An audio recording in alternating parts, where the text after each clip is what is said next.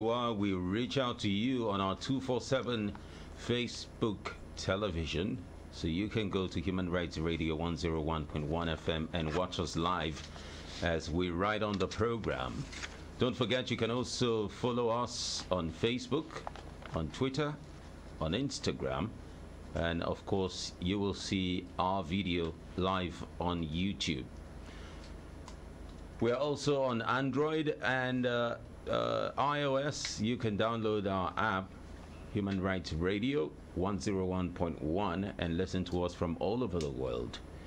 Today on X-Ray, I'm not alone as usual. I have my usual suspects. Haru Spice joins us. It's good to have you on the show, on the program. Good morning, the chief gangster. What a funny way of introducing me. Thank God I'd already introduced myself. Barrister Idris joins us. Thank you for joining us on the program. Good morning, Peter. Good morning, Nigerians. Our very own Olive joins us this morning. Olive, good morning. Good morning, Mr. Peter, and good morning to our listeners. And the very beautiful voice that assisted her on the Vendor's Corner this morning. Shola, it's good to have you on the program. Good morning, Nigerian. So, today on the program, we will be looking at the National Assembly and its resumption. The 8th Senate has highlighted some of its legislative priorities as the National Assembly resumes from its annual recess on Tuesday, September 26. In a statement signed by the chairman of the Senate Committee on Media and Public Affairs, Senator Sabi Abdullahi, the Senate says it will work towards prioritizing the passage of the 3 petroleum industry bills that are at the committee stage. The Senate also is considering taking actions as regards the flooding that has occurred in several states across the nation.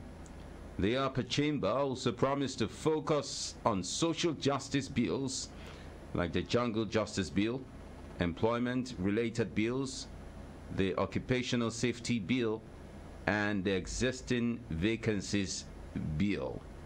For the lower chamber, the Speaker of the House of Representatives, Yakubu Dogara, has said that the House will revisit voting on the Constitution amendment in order to address agitations for restructuring in the country.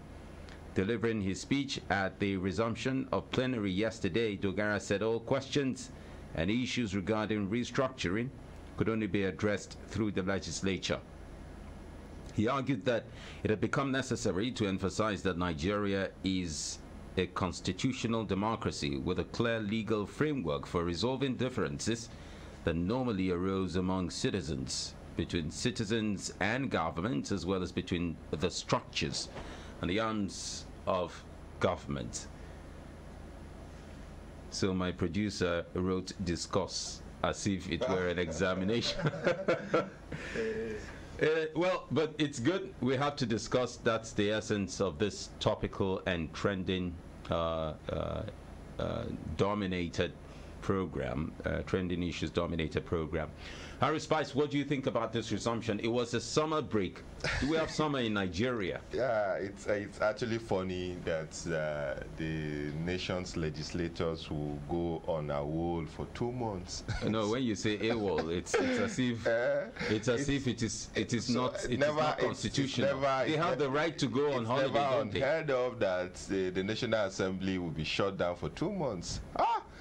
You can imagine what actually happened. What kind of break is that? It's a summer break. Summer can last 3 months. This is a precedent. I think, seriously, I don't subscribe to this idea of, shutting down the National Assembly for 2 months on recess. Doing what?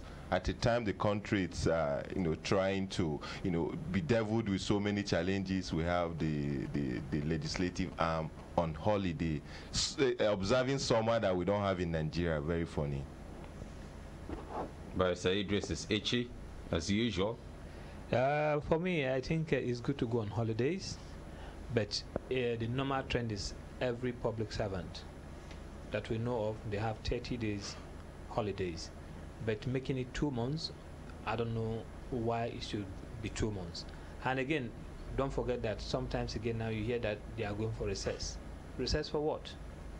So some of these are issues that I think now that... So you think the frequency of the recess is too much? It's too much. But his argument is that the recess for 2 months is too long. Are you complaining about the frequency as well? Listen, the recess for the holidays, the summer holidays, which is 2 months, is just on its own. They can still go on recess. This is not part of the summer holiday. That's what I'm saying.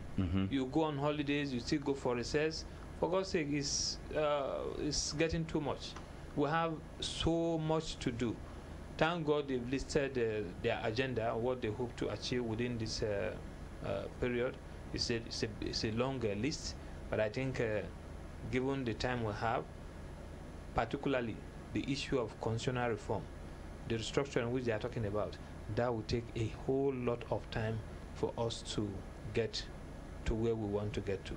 So they have a lot of things to do. So the issue of recess, I think they've rested enough. Let them face squarely the issue of legislation and hit the ground running to ensure that the agenda which they set for themselves, they accomplish it within these remaining months. Olive, do you see some of these priorities achievable within the shortest period of time? I mean, we're rounding off very soon. It will be last quarter of the year. Yeah, of course it's very possible, and there is also need for them to address some of this. It's even a good thing that they are the ones proposing it now, because I think after the last before they went on summer holiday, we had that very pressing issue that Nigerians were raising concerns about. I think they were really worried about the recommendations that were shut down during the clause-by-clause voting when they commenced the process for the fourth alteration of the 1999 Constitution.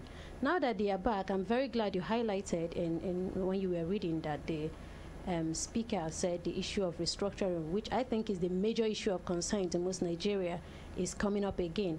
I really do wish that they at least revisit it and some other issues that were not addressed then. I think it's a welcome development.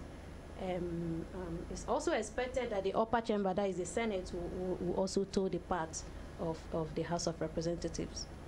Now, I mean, we don't have summer in Nigeria. We actually have Harmattan. Why don't we have holidays, Harmattan holidays? No, that's just a joke. All right, so the upper chamber promised to focus on social justice bills like the Jungle Justice Bill. That is a very key bill in the instance of happenings and occurrences in parts of Port Harcourt, in parts of Lagos. And I think it's a possibility in many parts of Nigeria if given the chance. It happens even in the Northeast, the issue of jungle justice. How pertinent is this bill to the Nigerian system? For me, it's not an issue. We have laws that regulate jungle justice before now. When you commit a crime against, I'm not a lawyer, but common sense tells you that when you commit a crime, when you kill somebody unjustly, only the state has the right to killings. How do you classify when something is unjustly done? For instance, a thief is caught, and before you know, he's subjected to some kind of inhuman treatment. The law frowns at that. We don't even have to wait until there is a legislation before that takes effect. What we have, the problem with us is that we don't enforce laws. We're quick to make new laws, and the old one suffers. So it's not a priority as far as I'm concerned. It's already a law that frowns at jungle justice, at crimes, at inhuman treatment to others. So it's not a problem. Shola, what is your assessment of all these?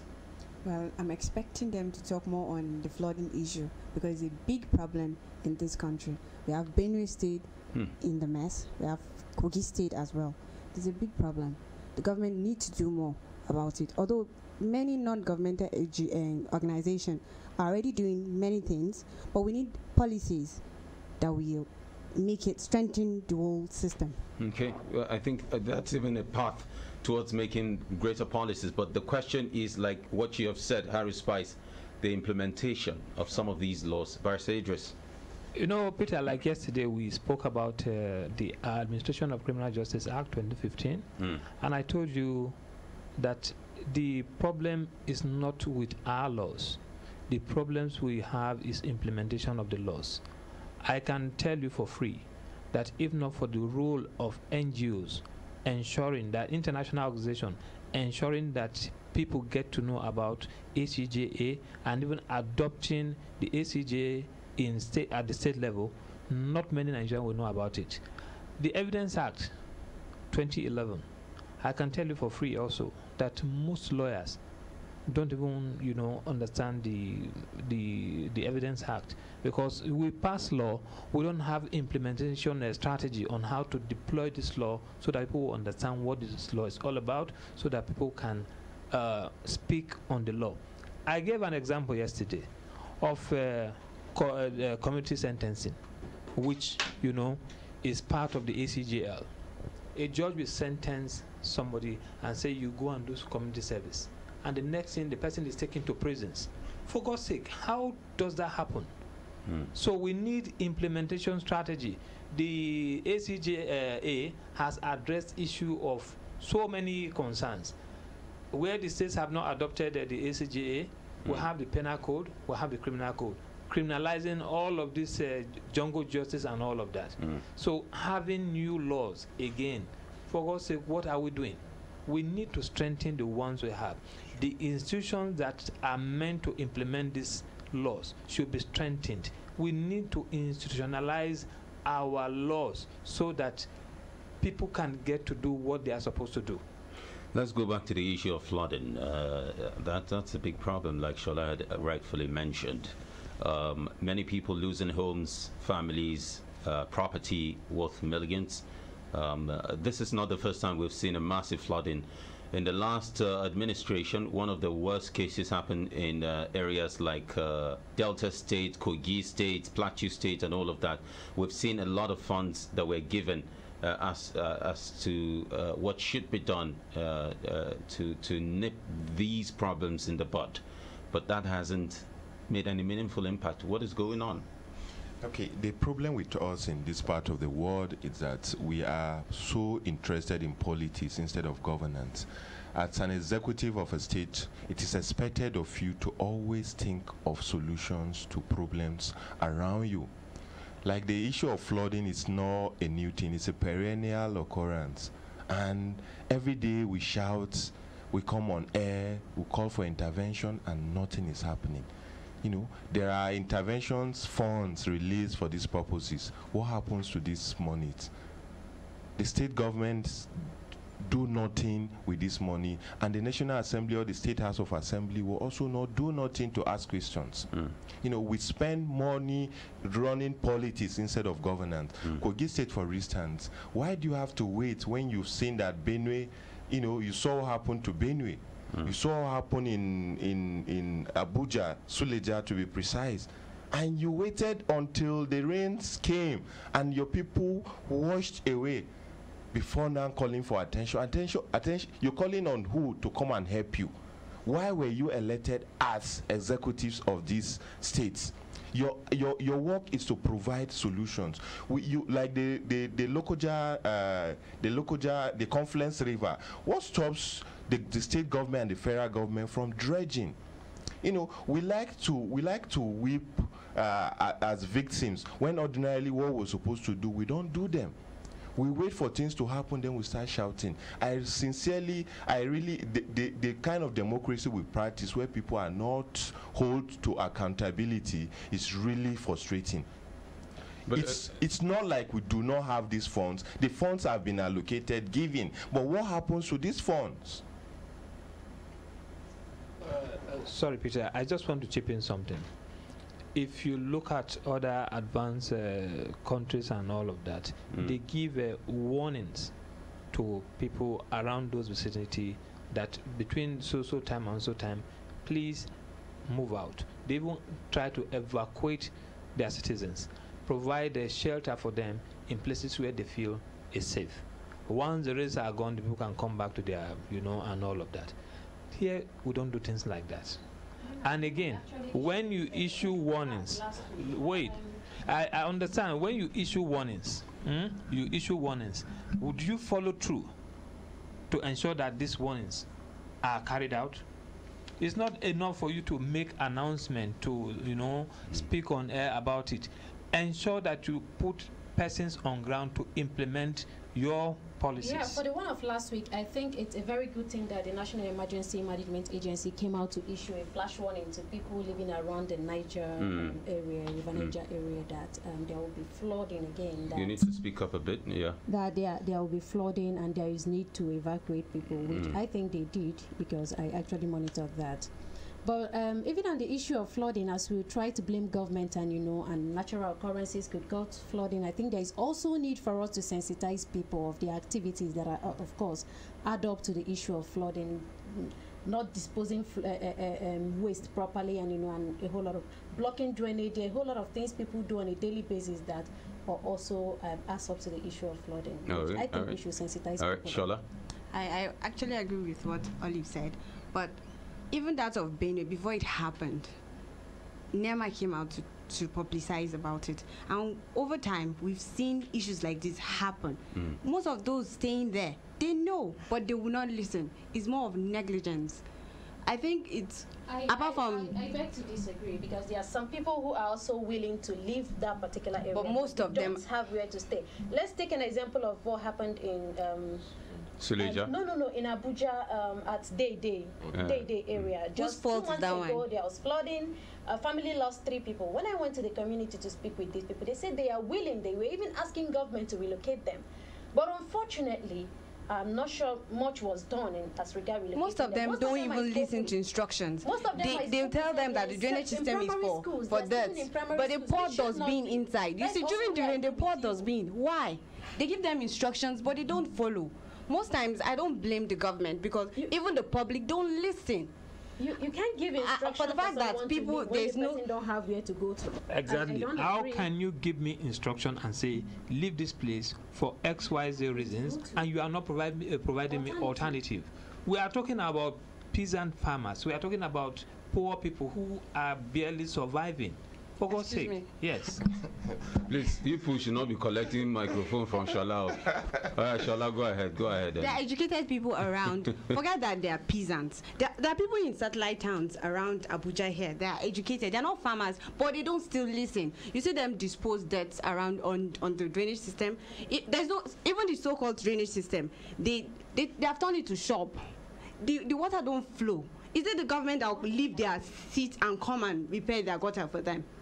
I don't, it's not like the government are doing everything, but they are doing some parts, and I would not blame them. I think it still has to do with governance. When the system is structured, the laws are working, they are enforceable, all these things will not be an issue. My concern is that do we have to wait for emergencies to happen before the relevant authorities, come up with actions? In those days of growing up, there were the Dubangaris, these environmental sanitation officers, the local government officials who go to ensure that, pathways of waters are not blocked, drainages are clean, dustbins or waste are evacuated. Do we have them today? We wait until things happen, then we start rushing, calling for advocacy. For how long are we going to be doing this advocacy when we ourselves are not taking up issues? Governance involves the government and the people. Until the people take it upon themselves to make things right, things can never happen. Because the people occupying offices are also citizens of this country. They are also the government. You understand? Talking about evacuation, when it happens, you're evacuating these people to primary schools, and they become IDPs, internally displaced person, because of flooding. And this flooding, it came with warning. It didn't just happen overnight. You were warned by the relevant agencies designated for this, tax. And yet you wait for it to happen, then you call cameras, you call media men to come and see you giving out wretched mattresses. If a warning is given, for instance, and there's nowhere for people to go to, if you say move away from the riverbanks in the case of Kogi State, and those people do not have a place to go, they don't even have salaries paid, I mean, if those people were civil servants, let's assume they are not peasants, like Barrister had mentioned, what do you expect them to do? That is the big question, Peter. You know, Shola said something about people not doing what they are expected to do. By, you know, maybe you ask me to construct a drainage system, sewage system along my own road and all of that. Why am I paying tax? What is the essence of me paying tax if I should construct my own road? If you pay tax, does it mean you shouldn't be responsible in your own little way? We have social responsibility for, you know, bigger organizations and all of that. I earn salary. Out of my salary, you deduct tax, and the essence of that tax is to put certain structure in place for me to enjoy. I'm not saying that. Then I should use that money which is not there again to start constructing drainage system, to start looking for ways to channel erosion and all of that. For God's sake, how can one survive in a situation like this? So what we are saying is, it is good. Warning signs, give us warning signs. Implement, make sure you provide alternatives. Move these people to that alternative, not primary schools, because schools are in session. Once you move persons to primary school, you are also stopping education again, one angle. So move them to a safer place and allow development to... With the consistency of this problem, I mean, I know that we're talking about the legislature in this, but this also matters in this discussion. We need permanent solutions. Now, to issues like this. Why are we not seeing, makeshifts all over the place? I mean, no. All we need do, we know these places that are not safe. Relocate these persons out, move them out of those places, and place a ban. Nobody should live in this coastal area because of this flooding and all of that. Give them permanent place where they can, be safe, and that solves the problem. Once warnings are coming and you give those warnings, nobody's around that bank area and all of that. And the moment you move them, somebody sees free property, landed property, so he goes back there. No, that is where you have monitoring. When we were growing up, okay, in some part we call them eco, the sanitation officers and all of that. This flood issue, I think we are kind of limiting it to down north here that we stay. And I'm not sure it's right. We are talking of relocation and and all that. Have we even thought of it? The people in Lagos Island that keep witnessing this flood issue every year. What do we think government can do in the case of Lagos Island? Mr. Harris, please. Ecological funds, are provided for things like this. The lack of utilization of this fund is it's a reason we're having all this problem. When you go to Edo, you need to see what gully erosion has actually caused in Edo. And every year there are budgets, for this intervention. We will now ask, what happened to these funds? You understand? So it's not just a northern issue, it is a Nigerian issue. Recently in Owerri, almost the whole Owerri was was flooded. And people lost properties. Thank God no life was lost, but the damage caused by that rain, it's not something that you can actually imagine. So people are somehow displaced, properties destroyed in Imo State. So it's a general thing until we move away from this indolence in governance. I'm very sorry, our leaders are actually very lazy when it comes to creative ways of solving. Some leaders, not all? Okay, it's something that can actually be debatable. But when we're talking about this flood issue, it cuts across all the prone states. Benue, it's not. Benue is there. Kogi is there. Lagos, almost all the states in Nigeria suffers these flooding issues. So what have even Kaduna recently was also overflooded. So what if this happens every year? What has government done? Okay, so we're still delving back into the responsibilities of the legislatures as they resume back from their summer holiday.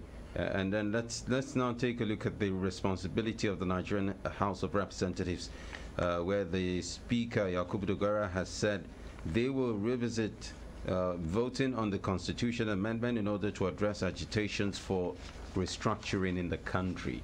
How do you see that coming? Beautiful, even though it's belated.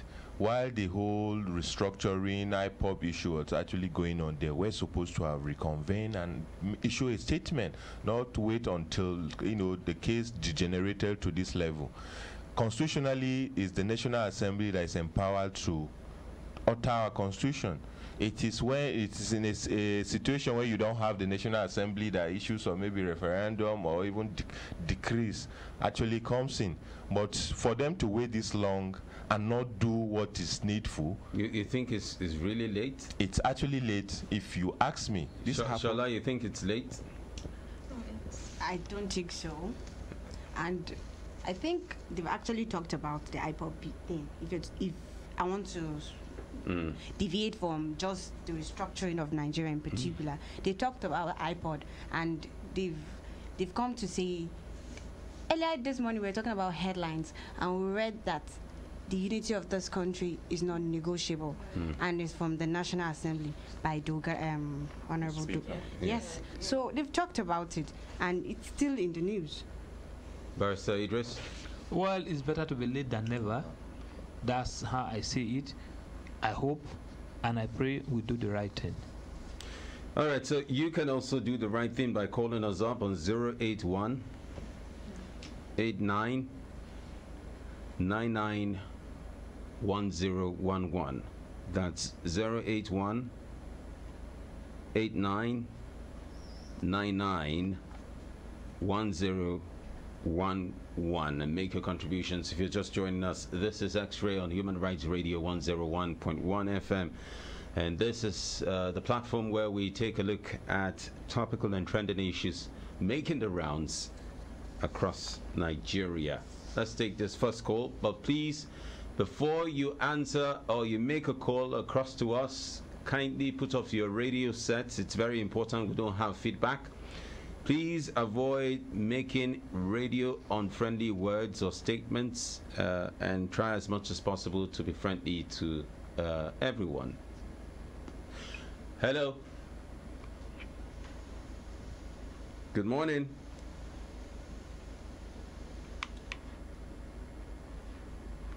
Good morning. Okay, so let's go back and wait for more calls. I'm trying to address the technology I'm holding on my hand right now. Hello?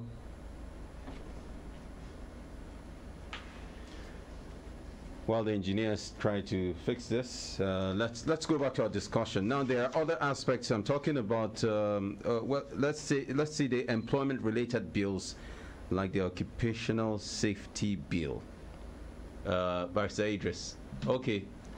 Well, I want to quickly say something. Actually, that's Olive. She's not Barrister Idris, so you don't. I'm sorry for taking it away from you.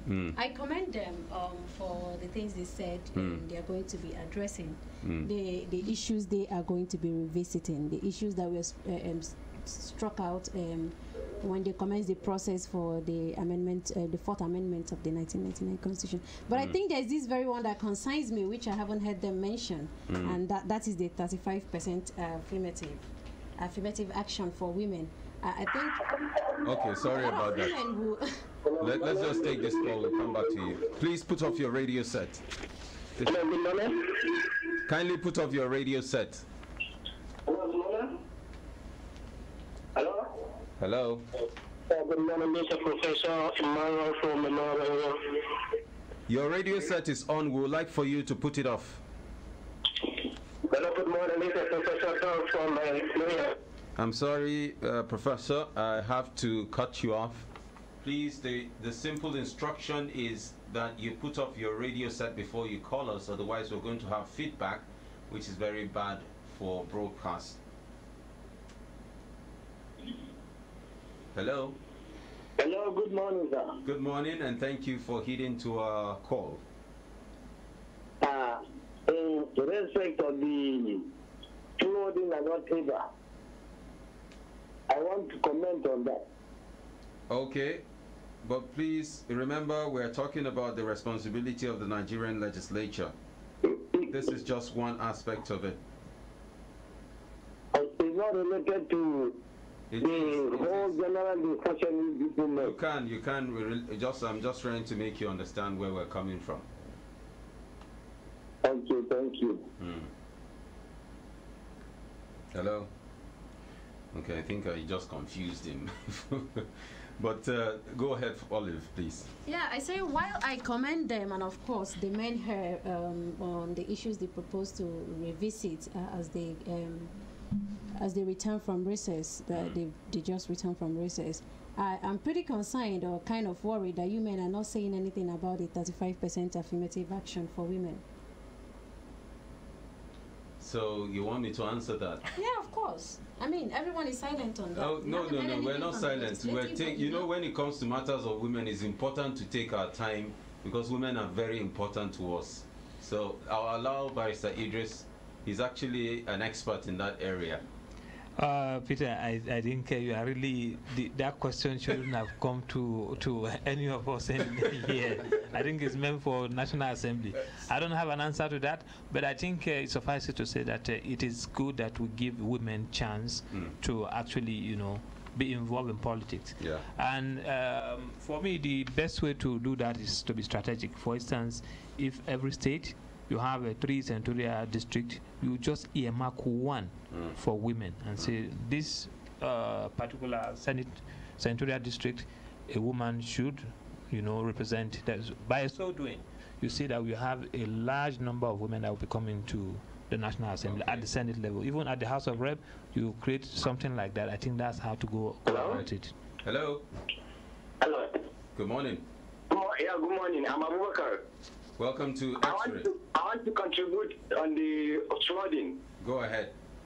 Yes, I want to agree with Shala, the Speaker Shala, when she said the citizens ought to take some of the responsibility, not just the government, because there are a lot of things we the citizens ignore, even when it comes to our own safety. Until something happens, we don't tend to care, or we don't tend to understand how serious it is. So when the warnings come, we don't mind these people, they are just wasting our time. And it happens we are so negligent with even our lives. And sometimes it's not just a Nigerian thing, it's a human thing, because even in the States, in the recent hurricane and Harvey, with all the warnings and the evacuation, some people still decided to stay put. And which, of course, they eventually died well, and the government was telling them to write their social security numbers on their list so that they will be identified. So sometimes the government can actually do nothing when it comes to such things. So I want to employ the citizens, all the citizens. We need to be ourselves with our lives, with our properties. Okay. You will be surprised when you go to even so-called rich neighborhoods, even here in Abuja, you will see that the roads are hard and everything. Like everybody waits for the government to come and do it. Even when you are affluent, there's nothing like communal service.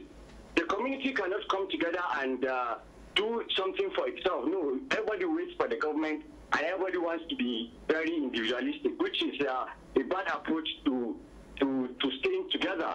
When you stay together in the community, you ought to bring yourselves together and do some things. We see places where they have community policing, community schools. You don't wait for government to come and do anything for you. So I think that is, if we expect 21st century leaders, we ought to be 21st century citizens. Thank you. Thank you so much, and that was a 21st century call. Made a lot of sense. Yeah, I couldn't agree with him more. Responsibility is on both ways, and we have to be responsible. Hello. Yeah, good morning. Thank you for joining us on Human Rights Radio. Yes, this is Emmanuel from Lugbe. Emmanuel, go ahead.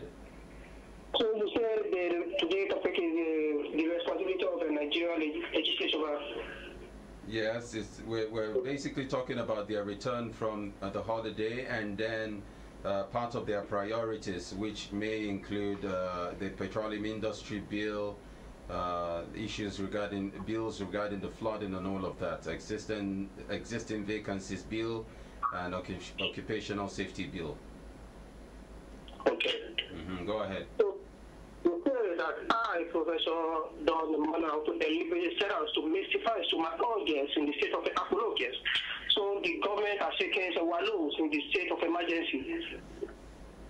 Okay, Prof. I'm not sure I understood what happened. It's a lot of vocabulary and it was so instant. It is part of the radio hazards. I'm sort of derailed. What was I talking about again? No, yeah, it's actually a comic one. You know, someone said that the only warnings Africans or Nigeria hits to it's warning of low battery. So even when warnings about flooding, imminent flooding comes, we don't really take them serious until they happen. I think we should begin to imbibe that culture of listening or heeding to the authority whenever warnings are given. We quickly heed to them. Otherwise, we always find ourselves. Okay. Hello. Hello. Hello. We lost the call there. Go ahead, Harry Spice. Yes, I was talking about heeding to warnings. Well, when warnings about imminent dangers actually come from government or from any quarter, we should actually heed to them. They say prevention is better than cure. You know, when the floodings are coming, we should find a way of evacuating ourselves, not wait until we're trapped before calling for help. Okay, so earlier on I was trying to talk about the occupational safety bill. I think the barrister will be in the best position to interpret that for us. No, I think it has to do with safety in place of work, like all the hazard people go through and all of that, the kind of compensation you should receive, the kind of medical care you should receive, and all of that. In the case of in any event of injury sustained while doing your occupational. Is that a priority bill? No, it is. Sure, it is. Because I know a lot of cases have popped up like that. Even in one of our program here, Brigade Family, you hear a lot of injuries while people are at work and all of that, neglect in all of those things. So it is high time we started looking at safety of personnel, of staff in any institution. I think it's very appropriate to have a bill of this nature. Earlier on, I said bills regarding the flooding. Actually, that was a wrong statement. I'd like to apologize for that. It's that the Senate is also considering taking actions as regards the flooding, and of course, you know that the people, without the people, the constituencies cannot exist, and thereby leading to no legislator at all. But let's look at the media and its responsibility in this. How do you see the legislature engaging the media in this? Because honestly, a lot of people are not aware of some of the responsibilities. A lot of the members of the public are not even aware of some of these bills. Unless we say it, these things do not really play out. They just don't make any meaning. Thank you, Peter. There we go again with what I have been saying ever since, that you need the National Orientation Agency, for instance. If I will look at it from this angle, within the National Assembly, we have media who are all around that place trying to get information. One way to addressing some of this is to have them like a network of media practitioners of the National Assembly. Whatever information they get, through social media, through WhatsApp, or whatever, they can share all of this information. And they link up with the National Orientation Agency and the Ministry of Information, so that every information received can go to the grassroots. It is very important, because if you look at an average, I want to go, look, an average Fulani man who takes cattle around has a small transistor which they use in listening to BBC, Hausa service and all of that. They get most of their information through this medium. But we can do more by providing such platform within our own local space. Shall I want to react to? So I think that's the way to go. It's very important that the National Assembly should have their own media strategy, kind of media strategy on how to relate with the general public, how information can be deployed to ordinary Nigerians. Shala? I quite agree with Parish there. And I also want to add or pick another point from the vacancy bill. It's really a big problem when you need a job and then you can't get it because most times these civil service institutions recruit people secretly. And many graduates are there looking for job. You'll just be surprised that CBN has recruited, FRCN has recruited, and people are not aware. What happened? Well, you just get the bulletin that, okay, they're recruiting people, but there's no awareness on it. I don't know if I'm the only one feeling the pain, but it's really a sad thing. Yeah, in a serious climb, I don't think a bill for vacancy filling or balancing will be an issue, because other countries they've actually provided the the environment for their young persons to be gainfully employed. Here, what we talk about is this agitation to fill government jobs. Nobody is talking about how to provide, the enabling environment for private sector jobs, for industry, big industry jobs.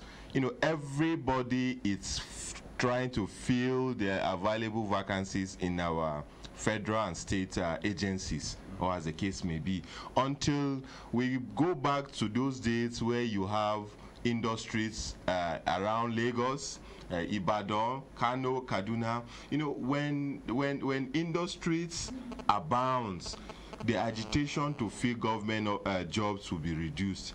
And again, when you ask, what do we do in these government offices? It's policies.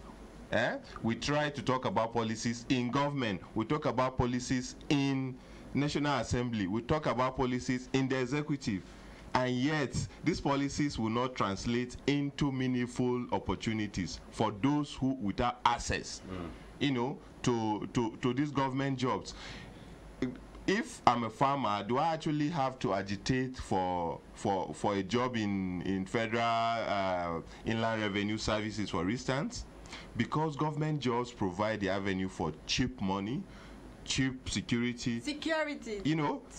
Everybody wants to be in government, and now our very hardworking legislators are actually out with a bill to address this agitation. Why are we not talking about bills that will create industries? Why are we not talking about bills that will empower agriculture, that will empower small-scale businesses, bills that will provide loans, accessible loans to young people so that they can be gainfully employed?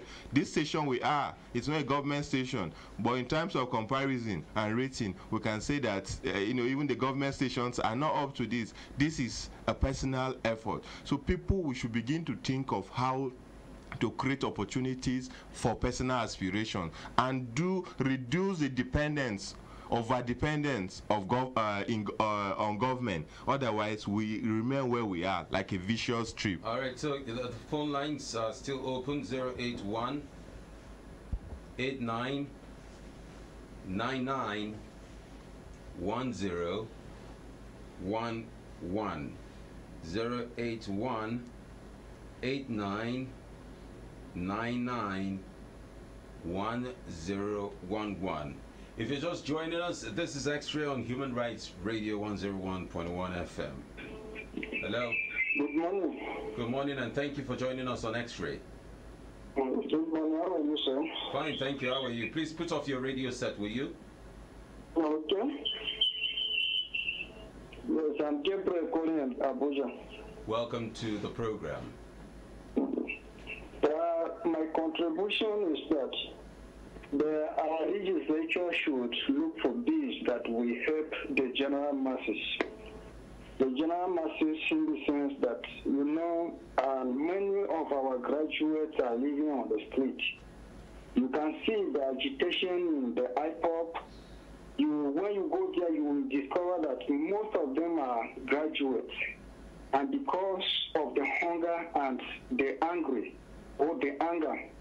they just immerse themselves into what they see fit as a way out. The people there believe that if actually the Biafran nation is being created out of Nigeria, there will be chances for employment.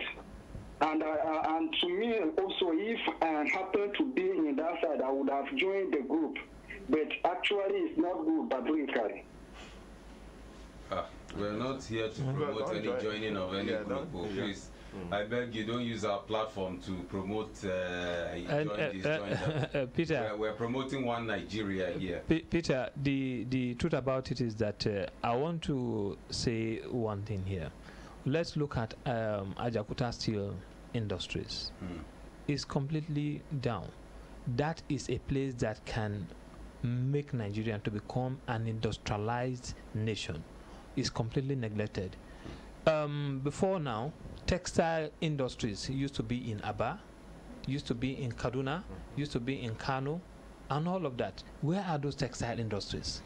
They are not there. What are we doing as a government? Are we putting policies in place to ensure that all of these are back? Our railway used to employ large number of Nigerians. What happened? So the National Assembly should look inward, look at policies, look at laws that will, galvanize all of this and make Nigeria a functional, moving nation. Beautiful. All right, let's take this call. Hello. Final call. Hello. Hello. Welcome to X-Ray. Yeah, my name is Eli Andrew. Stella, you're welcome to the program. Yes, I want to comment on the issue people are debating on the station. All right, go ahead. Yes, the truth is that honestly, the problem of this country, if it were to be easier that solution can solve it, would have solved it already. But even if you suggest one thing or the other, you don't see it implemented. And so the people that occupy political offices, they don't have the interest. And zooming in case, if we have to even talk about restructuring, I don't see restructuring as to create maybe chances of maybe agitation and all that. Restructuring should start even from the House of Assembly. When a senator will be having a constitutional project with 40 billion, if that money is cut down, I don't think it will even be amounting to hunger and all these problems we are facing in the country. But everybody feels that this is what they feel that can benefit them. And the area of graduates on the street is always a very alarming issue. You don't see anywhere somebody can be absorbed. And somebody just frustrated. And a frustrated man can take any decision, whether you know whether meaningful to society or not. I think the government should consider that the people are in the street suffering, and if they can be able to create maybe industry and other absorbing centers, I think this problem of crime should be reduced. And the policemen, they don't have question to themselves. Every day they will be arresting criminal on the way. What is telling them directly that people are out there for things, that is what is translating into this criminal rate. I think the government should consider, even though our suggestion will not yield any result, that's what we know, but we'll keep on suggesting on the time will come. Thank you. Thank you so much for your contribution on the program. Final comments, Shola? Okay, mine is that the legislature, they should do something about these crimes, and then for the fact that Nigerians are crying, we are crying on every day. There are burning issues that the legislature should look into, and please, they should reduce their summer break. Please calm down. Don't be vibrating. It's not you. Are you a legislator? She's a stakeholder. Yeah. Okay, you're arguing on who should. Okay, Harris Price. Go on. Go. Okay. Aru Spice, final comment. Okay. Thank you very much. Beyond bringing up new bills, the legislators must actually rise up by ensuring adequate supervision in terms of what is it called? Oversight function. They need to up their oversight function and begin to ask the executives questions on funds released for projects. Let's not just relax in the chambers and while release monies are not utilized. Monies like the Paris Club release, the monthly allocation or quarterly allocation, as the case may be. The legislators, it's their duty to checkmate the executives. They should begin to ask questions. Utilization, accountability, transparency are actually the hallmark of legislative business. You forgot good governance. And good governance. It all leads to good governance. When everybody comes together, we have good governance. Olive? It won't be Olive speaking, it will be Nigerians on the street. Because I'm going to say what they have been saying, what they've been expressing. For me, for Nigerians, on behalf of Nigerians on the street, I will say a very warm welcome back from honeymoon and recess. I hope you're speaking for all the Nigerians. Yeah, a very warm welcome to them. It's quite commendable that they've agreed to revisit some of the issues that were stepped down the last time. Nigerians are very glad about that. But like Oliver Twist, and by the way, Olive is my name. They still want to, I think they really need to do more. All right, let's twist from you now to Barrister Idris. And yeah, I think I have said it earlier. My take is let us look at those policies that will make things much more effective. Look at Ajakuta Steel, for instance. How do we make it a functional, institution, make it work, and then can lead to a lot of employment. Let's look at our cotton industry. How do we raise all of this so they hire back so that we can start producing again, the materials we used to see in Aba, in Kano, in Kaduna, in Lagos, and all of that. So we should look at policies that will make Nigerian effective. Thank you so much, Barrister Idris, Olive, Shola, and Harry Spice for stopping by on X-Ray. It is a daily program and it ends on Saturday. Then we begin on Monday again. And we discuss topical and trending issues making the rounds across Nigeria and beyond. I'd like to thank Samuel, who is on the console and has been producing us this morning. I'd like to appreciate that from the newsroom. Olive had to get me some material, and of course our cameraman. I've not gotten a hang of your name. Desmond, thank you so much for being part of the team. And for you who have called, we'd like to say thank you so much. We love you and we hope that Nigeria gets better. And please don't throw dirt into your gutters on the highways and wherever you are. Take it as a mark of responsibility on your own part to make Nigeria better and greater again. My name is Peter. I wish you a happy day ahead.